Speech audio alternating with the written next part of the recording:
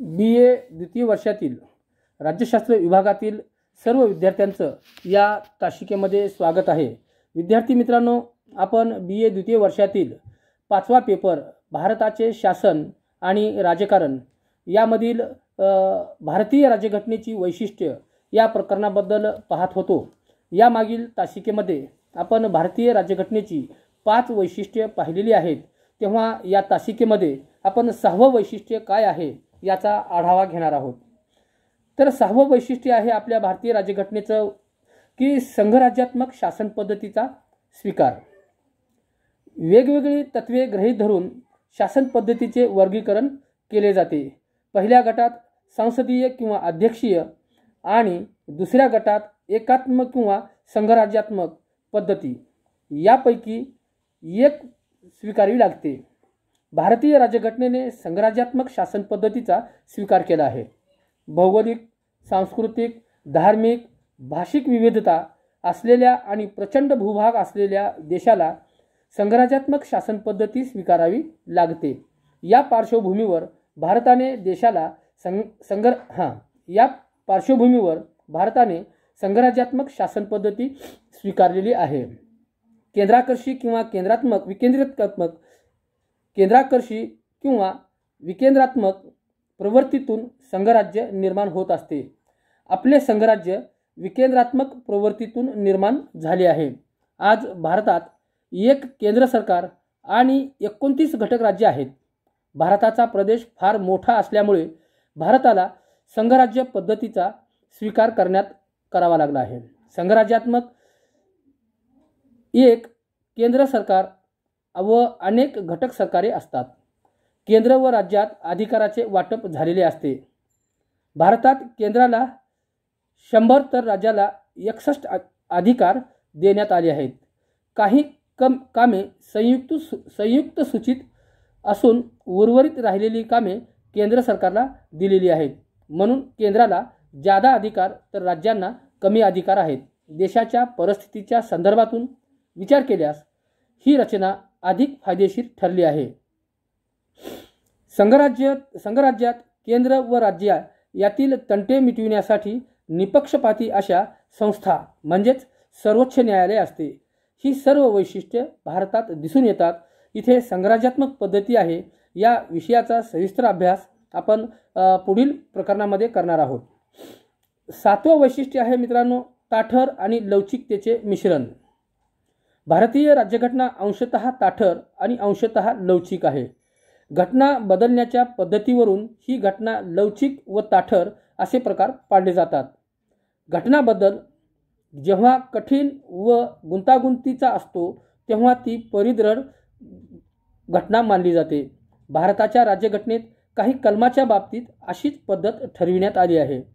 जर समजा राष्ट्रपतीच्या निवडणूक पद्धतीत बदल घडवायचा असेल किंवा संसदेतील घटक राज्याचे प्रतिनिधित्व बदलावायचे असेल तर घटना बदलणे अतिशय अवघड आहे। या बाबतीत बदल करायचा असेल तर संसदेच्या एकूण सभासदांचे बहुमत आणि उपस्थित राहून मतदान करणाऱ्याच्या सभासदाचे 2/3 बहुमत तसेच एकूण घटक राज्यापैकी 50 घटक राज्यांनी त्यास मान्यता दिली पाहिजे। म्हणून ताठर आहे भारताची राज्यघटना असं म्हटले जाते। उलट काही बाबतीत बदल करणे अतिशय सोपे आहे। जर समजा घटक राज्याच्या नावात किंवा प्रदेशात बदल करायचे असेल किंवा घटक राज्यातील वरिष्ठ सभागृह कायम बरखास्त करायचे असेल किंवा त्याची कायम निर्मिती करायची असेल किंवा घटनेत एखाद्या नव्या भाषेचा समावेश करायचा असेल तर संसदेतील साध्या बहुमताने या संबंधित कलमाबाबत बदल करता येतो। घटनेच्या या वैशिष्ट्याबद्दल बोलताना D.D. बसू म्हणतात की आपली राज्यघटना जेवढ्या प्रमाणात लवचिक आहे तेवढ्या प्रमाणात दृढ मात्र नाही। घटना दुरुस्तीची पद्धत 368व्या कलमात स्पष्ट करण्यात आली आहे। राज्यघटना बदलणे हे राज्यकर्त्याच्या लहरीवर अवलंबून असू नये याची काळजी घटनाकारांनी अर्थात डॉक्टर बाबासाहेब आंबेडकरांनी विशेष घेतली आहे असेच म्हणावे लागते। मित्रांनो, 8वं वैशिष्ट्य आहे लोकांचे सार्वभौमत्व। भारतीय घटनेने लोकांचे सार्वभौमत्व हे तत्व प्रस्थापित केले आहे। घटनेची सुरुवातच भारतीय जनतेच्या नावाने करण्यात आली आहे. भारत हे प्रजासत्ताक गणराज्य असेल त्यात स्पष्ट केले आहे. राज्यकारभारातील संपूर्ण अधिकार जनतेच्या हाती देण्यात आले आहेत. भारत सरकार हे जनतेच्या प्रतिनिधीचे असेल. लोकांचे कल्याण हेच शासनाचे ध्येय असेल. राष्ट्रप्रमुखाची निवडणूक जनतेच्या प्रतिनिधी करतील. घटना बदलाबाबतही अंतिम अधिकार जनतेच्या प्रतिनिधींनाच असतील. या सर्व तरतुदीनुसार लोकांचे सर्वश्रेष्ठत्व निर्माण झाले आहे असे दिसून येते. मित्रांनो, 9वं वैशिष्ट्य पाहिलं तर एकेरी नागरिकत्वाचा स्वीकार. अमेरिकेसारख्या केंद्राकर्षी संघराज्य पद्धतीने दुहेरी नागरिकत्वाची पद्धती स्वीकारण्यात आली आहे. संपूर्ण अमेरिकेचे नागरिकत्व आणि तो नागरिक ज्या राज्याचा रहिवासी असेल त्या राज्याचे नागरिकत्व असे दुहेरी नागरिकत्व असते. मात्र भारताने एकेरी नागरिकत्व स्वीकारले आहे. उदाहरणार्थ, जर महाराष्ट्रात राहणारा एखादी रहिवासी असेल तर तो महाराष्ट्राचा नागरिक आणि तो भारत देशात राहत असल्यामुळे तो भारताचा नागरिक असं नसून तो मी भारताचा नागरिक आहे, म्हणजे आपण एकेरी नागरिकत्व स्वीकारलेलं आहे. 10वं वैशिष्ट्य सांगता येईल मित्रांनो, धर्मनिरपेक्ष राज्य. भारतीय घटनेने धर्मनिरपेक्ष राज्याची निर्मिती केली आहे. धर्मनिरपेक्ष म्हणजे धर्मविरोध किंवा अधार्मिकता नव्हे किंवा धर्मावर विश्वास नसणे हाही अर्थ नसून राज्याने कोणत्याही धर्माशी विशेष संबंध न ठेवणे होय. भारतीय घटनेने सर्व धर्मांना समान संधी व समान वागणूक दिली आहे. धर्माच्या आधारावर इथे कोणताही भेदाभेद पाळला जाणार नाही. प्रत्येकाला धर्मस्वातंत्र्य व पूजा अर्चा स्वातंत्र्य देण्यात आले आहे. मित्रांनो, 11वं वैशिष्ट्य पाहिलं तर शक्तिशाली केंद्र सरकार. भारतीय घटनेने संघराज्याचा स्वीकार केला आहे, पण अमेरिकेप्रमाणे केंद्र व राज्यांना इथे समान अधिकार व प्रतिष्ठा मात्र नाही. घटक राज्ये दुर्बल आहेत व केंद्र प्रभावी आहे. राष्ट्रपती व संसद यांना प्राप्त झालेले जादा अधिकार केंद्राच्या वाट्याला आलेले आहे. जास्त व महत्त्वपूर्ण अधिकार तसेच उर्वरित अधिकार सुद्धा केंद्र सरकारच्याच हाती दिल्यामुळे केंद्र सरकार एक फार मोठी सत्ता एकवटलेली दिसून येते आणि केंद्र सरकार एक शक्तिशाली सरकार बनले आहे. मित्रांनो, 12वं वैशिष्ट्य पाहिलं तर न्यायालयाचे स्वातंत्र्य. भारतातील न्यायालये स्वतंत्र आहेत. तटस्थ व राजकारणापासून किंवा संसद किंवा विधिमंडळ यापासून अलिप्त आहेत. न्यायाधीशांनी विवेकाने निर्णय घ्यावेत. कोणाच्याही दबावाला बळी पडू नये अशी तरतूद करण्यात आली आहे. न्यायालयीन निर्णयावर टीका टिप्पणी सुद्धा करता येत नाही. त्यांचे स्वातंत्र्य अबाधित ठेवण्याचा प्रयत्न केला आहे. न्यायाधीशांच्या नियुक्तीची पद्धत, त्यांचा प्रदीर्घ कार्यकाल, त्यांचा आकर्षक पगार आदी बाबतीत घटनात्मक तरतुदी म्हणजे न्यायालयांना विधिमंडळ व कार्यकारी मंडळ यापासून स्वतंत्र ठेवण्याचाच प्रयत्न आहे. घटनेचा निर्णायक अर्थ लावण्याची जबाबदारी न्यायालयावर टाकल्यामुळे तर हे स्वातंत्र्य आवश्यकच ठरले आहे. लोकशाहीत न्यायालयाचे स्वातंत्र्य अलिप्तता टिकविणे महत्त्वाचे असते. न्यायालये लोकशाहीचे रक्षण करीत असतात. मित्रांनो, 13वं वैशिष्ट्य आहे न्यायालयीन पुनर्विलोकन.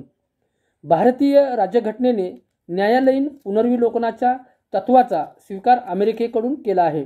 या तत्वाचा अर्थ असा की संसदेने पास केलेला कोणताही कायदा जर घटनाबाह्य असेल, नागरिकांचे मूलभूत हक्क नष्ट करणारा असेल तर असा कायदा रद्द करण्याचा व घटनाविरोधी म्हणून जाहीर करण्याचा अधिकार सर्वोच्च न्यायालयाला देण्यात आला आहे. संसदेच्या निरंकुश अधिकारावर अशी मर्यादा टाकून घटनाकारांनी सत्ता समतोल राखलेला आहे असे म्हणता येईल. न्यायालयीन पुनर्विलोकनाची तरतूद घटनेच्या कलम 13(1) मध्ये नमूद करण्यात आली आहे. इतकेच नव्हे तर राज्यांनी राज्यसूचीप्रमाणे केलेले कायदे घटनेच्या तरतुदीप्रमाणे केलेले नसतील तर असे कायदे घटनाबाह्य ठरविण्याचा अधिकार सर्वोच्च न्यायालयाला किंवा सुप्रीम कोर्टाला आहे. सत्ता समतोल आणि समतोल या प्रक्रियेत कार्यकारी मंडळ, कायदे मंडळ आणि न्याय मंडळ यातील प्रत्येक शाखा दुसऱ्या शाखेवर नियंत्रण ठेवते. या सर्वात महत्त्वाची भूमिका न्यायालयाची असते. मित्रांनो, 14वं वैशिष्ट्य आहे कल्याणकारी राज्याचा स्वीकार. तर भारतीय राज्यघटनेने जास्तीत जास्त लोकांचे जास्तीत जास्त हित साधण्याचे ध्येय समोर ठेवले आहे। त्यानुसार घटनेचा सरनामा आणि घटनेतील कलमाचा विचार करता असे दिसते की घटनेद्वारे समाजात सामाजिक व आर्थिक न्याय प्रस्थापित करणे, समान संधी बंधुभाव वाढविणे, मूलभूत हक्काचे संरक्षण करणे ही लोककल्याणकारी पावले उचलली आहेत। घटनेतील तरतुदीनुसार अशी व्यवस्था अस्तित्वात आली तर कल्याणकारी राज्य निर्माण होणे अवघड नाही। घटनेने फक्त राजकीय आर्थिक बाबीचाच विचार केला नाही तर प्रत्येक व्यक्तीच्या भवितव्याचा विचार केला आहे हे स्पष्ट दिसून येते। 15वं वैशिष्ट्य आहे मित्रांनो, प्रौढ मताधिकाराचा स्वीकार। नागरिकत्व बहाल करताना घटनेने हे उदार धोरण स्वीकारले, तेच प्रौढ मतदान पद्धतीबाबतीतही स्वीकारले आहे।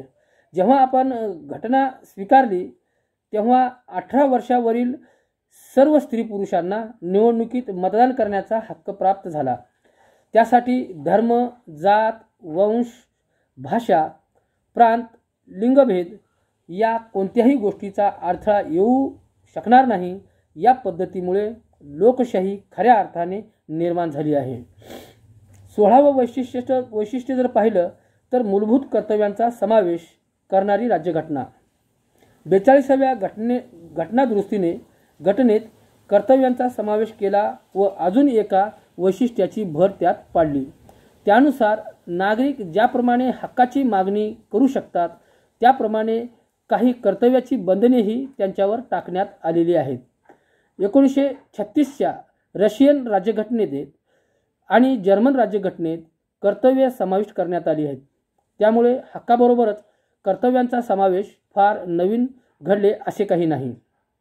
काही प्रमुख कर्तव्ये अशी आहेत: राज्यघटना, राष्ट्रगीत, राष्ट्रध्वज यांचा मान ठेवणे, सन्मान करणे, देश संरक्षणासाठी वाहून घेणे, भातृभाव वृद्धिंगत करून महिलांची प्रतिष्ठा जतन करणे, विविधतेने नटलेल्या भारतीय संस्कृतीचा आदर करणे, नैसर्गिक वातावरणाचे जतन करणे, वन्य प्राण्यावर दया करणे, सार्वजनिक मालमत्तेचे रक्षण करणे, हिंसेचा त्याग करणे इत्यादी कर्तव्य भारतीय नागरिकांना पार पाडावी लागतात।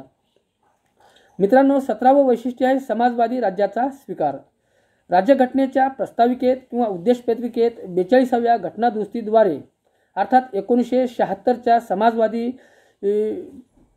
पक्षाने समाजवादी राज्य असा उल्लेख करण्यात आलेला आहे।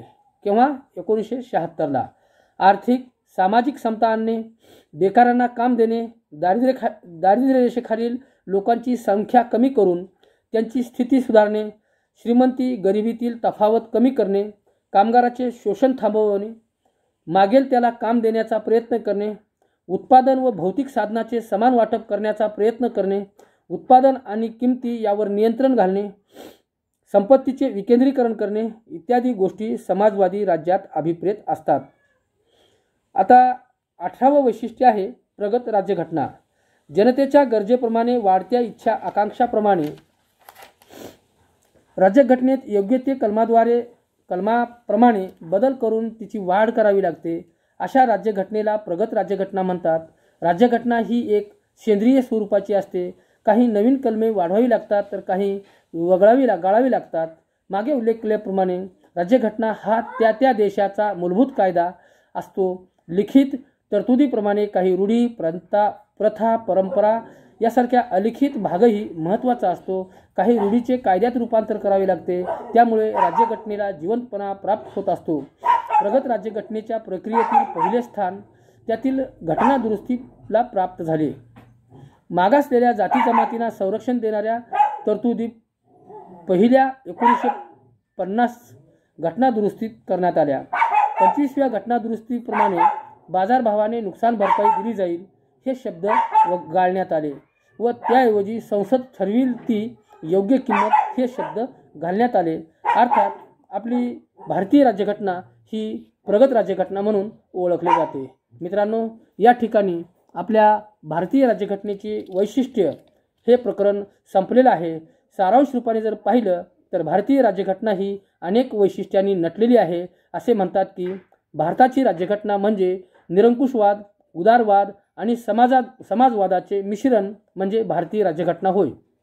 परत एकदा, भारताची राज्यघटना म्हणजे निरंकुशवाद, उदारवाद आणि समाजवादाचे मिश्रण अर्थात भारतीय राज्यघटना. आणखी काही वैशिष्ट्ये अशी की लोकसेवा आयोगासारख्या आयोगाची घटनात्मक निर्मिती, आर्थिक प्रश्नाची लोकप्रतिनिधीवर असणारी जबाबदारी, व्यक्ती स्वातंत्र्याचा केलेला सविस्तर विचार याही होय. ही वैशिष्ट्ये पाहत असताना भारताच्या परंपरेशी कुठेतरी संबंध कायम राखण्याचा यात प्रामाणिकपणे प्रयत्न केलेला दिसून येतो.